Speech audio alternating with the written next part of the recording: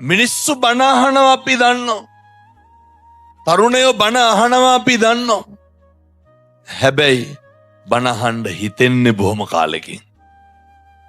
මිනිස්සු නේ සමහර උදවිය කියනවා හාමුදුරුවනේ ජීවිතේට බණක් අහලා නැහැ අද තමයි මේ ඉඳගෙන හිටගෙන හිටියේ කියලා. නතුනේ තරුණයෝ ඊයේත් මම දැන් ඇල්පිටිය දේශනාව 5000කට විතර වැඩි. කලින් දවසේ බෙලියත්තේ 20000ක් විතර කොල්ලෝනේ. මොකක්ද මේ ඉල්ලන්නේ?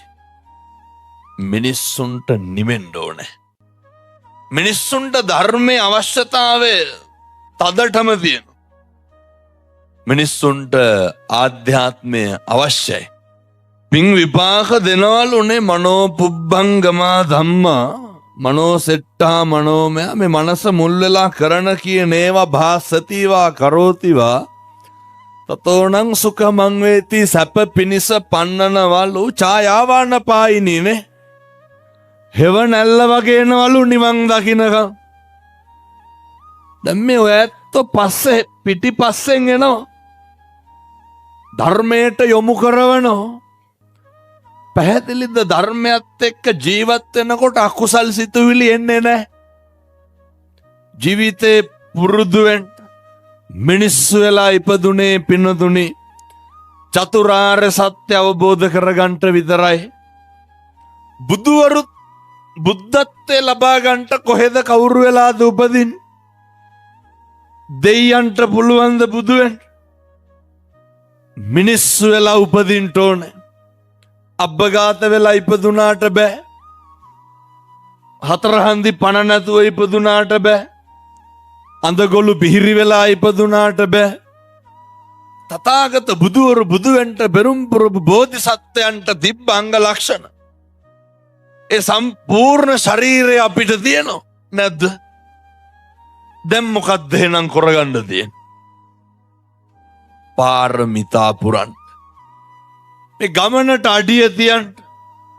ඉදං මේ පුඤ්ඤ කම්මං ආසවක්ඛ්‍යා වහං හෝතු සබ්බ දුක්ඛා පමුජ්ජතු.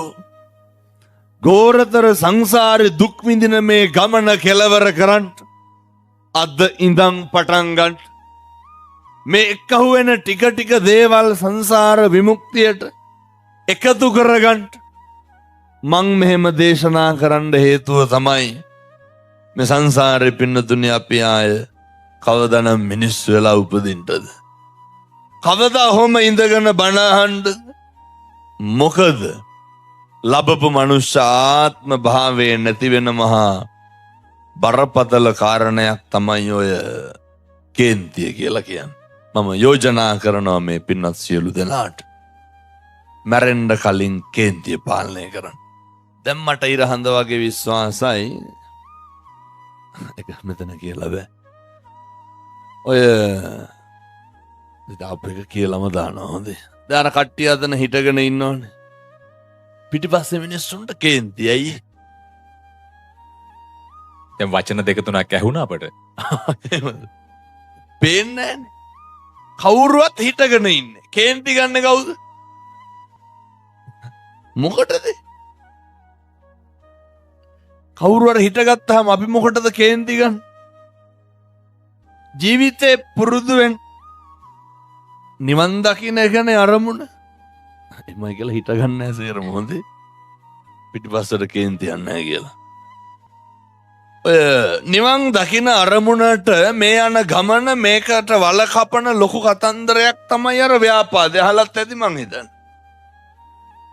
නිවන් මඟ අහුරන කාරණා කීයක් තියෙනවා? කාමච්ඡන්ද ව්‍යාපාද නේ.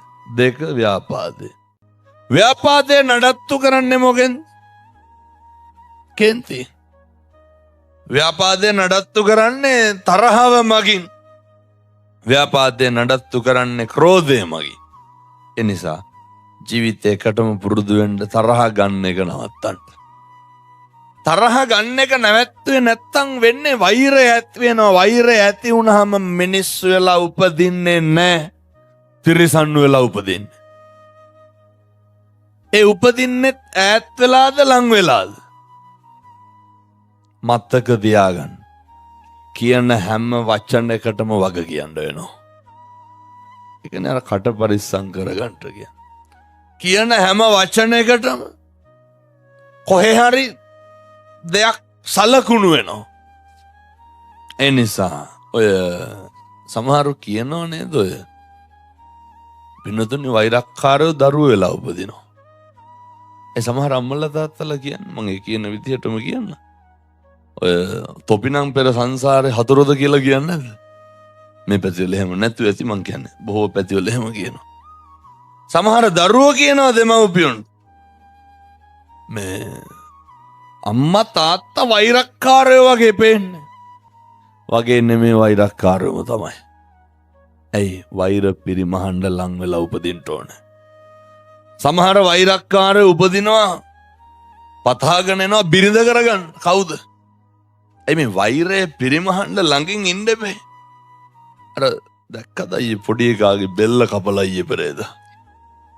අර මේ එළවලු කපන පිහියෙන් බෙල්ල කපලානේ. එකෙන් එකපාර ඇද්දට කැපෙන්නේ නැන්නේ. දාලා කොටන්න ඇති මං හිතන්නේ. ඔය කියනවා නේද තොපි කනවා කියලා? කියන්නේ නැද්ද? මේවා පිරිමහනවා පින්නතුනේ කොහොම හරි. දරුවෝ වෙලා හරි මේ වෛර පිරිමහනවා. මරාගෙන මැරෙනවා කියන්නේ මොනවද ඔය වෙන්නේ? කියන්නේ එහෙම නෑ කට තිබ්බට අපට ඉඩ කඩන් අහිමි කරපු බිරිඳ අහිමි කරපු දරුවෝ අහිමි කරපු ඉතකින්වත් කියන්න එපා පින්නතුනි කවදාවත් කරන්න බැරි වුණත් කියන්න එපා තොපි මරාගෙන මැරෙනවා කියලා. පේනවනේ? මරාගෙන මැරෙනවා පින්නතුනි. ජීවිත නැති කරගන්නවා. එක වචනයක් ඇති වෛරය බැඳෙන්න. වෛරය නැති කරන්නට නම් වචනය සංවර කරගන්න ඕන.